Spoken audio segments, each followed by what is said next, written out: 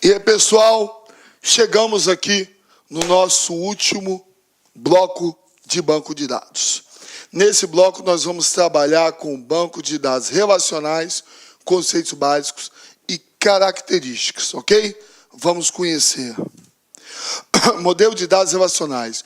No modelo relacional, os dados organizados em convoluções de tabela. Já vimos isso, né? A parte básica nós já vimos, agora é a implementação. Então, as tabelas, nós temos as entidades, que é o título da tabela, e os atributos que estão nas colunas, junto com todas as informações da tabelinha, ok? Essas tabelas são também chamadas de relações. Relação é uma forma de se organizar os dados em linhas e colunas. É verdade, linhas e colunas, né?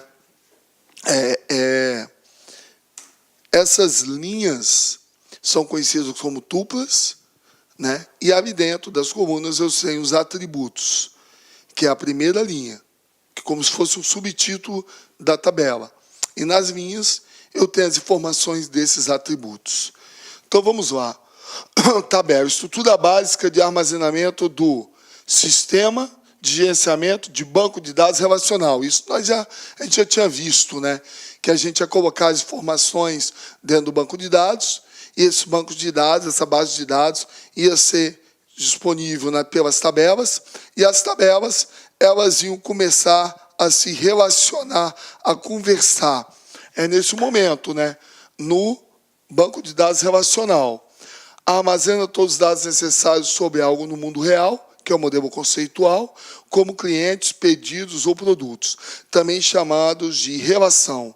Um banco de dados relacional pode conter uma ou mais tabelas. Eu dei exemplo de 3 tabelinhas, não é? Dentro das tabelas nós temos as informações e elas vão, nesse momento, se relacionar, conversar entre si. Tupla ou linha ou registro representa todos os dados requeridos por uma determinada ocorrência de entidade. Lembrando que entidade é o nome da tabela, já vimos isso. Coluna, unidade que armazena um tipo específico de dado, valor ou não, armazena nada com valor nulo. Chamamos de valor nulo. Se eu tenho um campo vazio, esse campo não tem registro. Então, chamamos de valor nulo. Somente isso.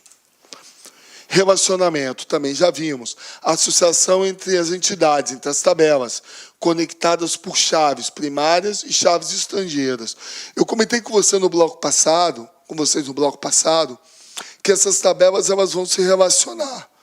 Né? Elas vão se relacionar. E para elas se relacionarem, eu tenho que ter uma chave primária em uma chave estrangeira em outra, e aí elas vão começar uma se relacionando com a outra, uma puxando o dado da outra. Tá? Marcelo está na tabela X. Qual é o número do CPF do Marcelo? Não sei, o CPF do Marcelo está na tabela Y. Se você tiver uma chave aqui que puxa a informação, uma chave na tabela X, que puxa a informação na tabela Y, eu vou saber qual é o CPF do Marcelo. Então, Marcelo está na tabela X. Qual é o CPF do Marcelo? Aí eu vou lá, através da chave, e visualizo na tabela Y o CPF do Marcelo. Ou seja, estão relacionadas, estão se comunicando. Chave primária, coluna, atributo, que identifica um registro de forma exclusiva na tabela. Quando você quiser criar uma chave primária na tabela, é bom que seja um valor, né? O valor que eu falo não é de dinheiro, não, um valor. O nome, o número, um valor. Que seja difícil se repetir, seja um valor único. Então, quer ver um valor que geralmente é considerado uma chave primária? O CPF, seu CPF. O seu CPF ele é único, ele não se repete, né? Outro valor seria a matrícula do aluno da escola. Ela é única, ela não se repete. Ok? Então, esses valores únicos que não se repetem, ou seja, exclusivos, são geralmente indicados para serem a chave primária.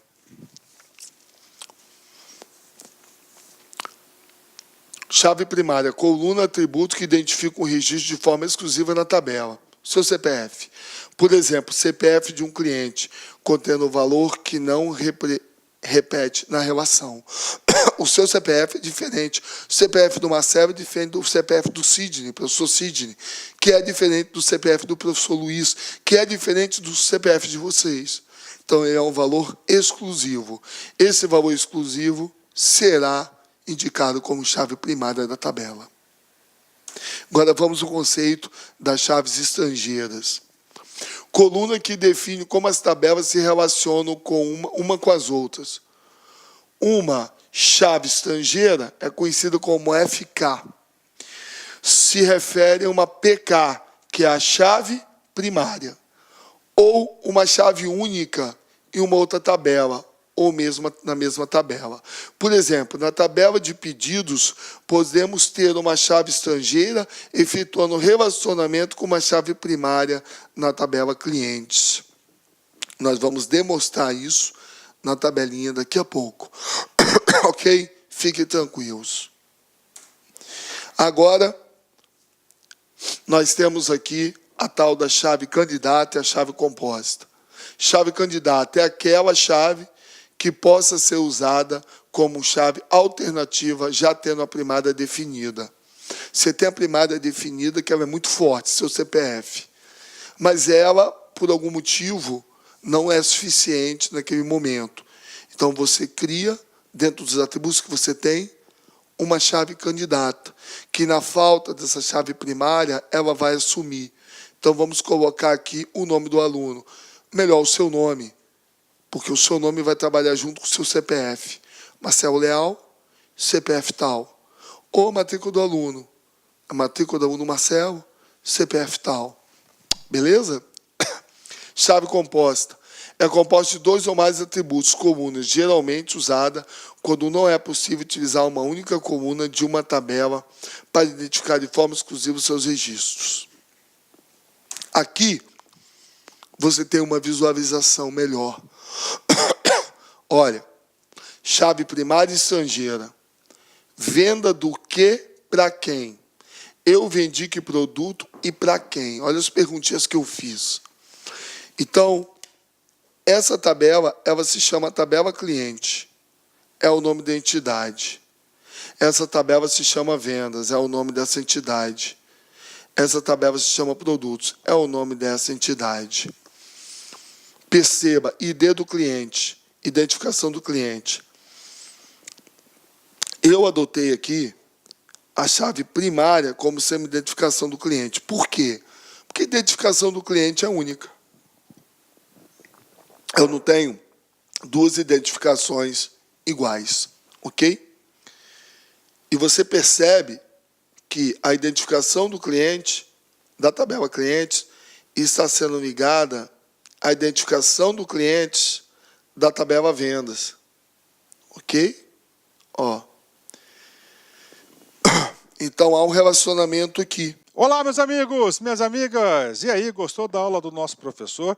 Essa é uma aula demonstrativa, é uma aula grátis aqui da Lá Concursos, com a intenção de você conhecer o nosso projeto pedagógico, conhecer a qualidade técnica e didática dos nossos professores. Nós da Lá Concursos, nós estamos fazendo uma super campanha, o melhor custo-benefício da internet para o concurso da Cefaz Rio Grande do Sul 2018. Olha só, o melhor custo-benefício, curso completaço, ponto a ponto do edital, super atualizado Cefaz Rio Grande do Sul 2018. Presta atenção, o curso nosso de assistente fazendário, assistente fazendário, 100 dias de acesso, apenas 10 parcelas de R$ 25,00. E o cargo de técnico tributário completo também, apenas 10 parcelas de R$ 35,00. Pode acreditar, curso de altíssimo nível, super atualizado, ponto a ponto do edital, por esse valor.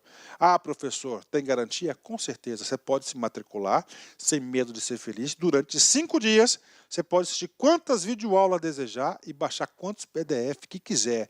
Se não gostar, pode pedir para sair, entre em contato com a nossa central de atendimento, que nós iremos devolver o valor do seu investimento rápido e direto, sem burocracia. Isso é só aqui na Lá Concursos.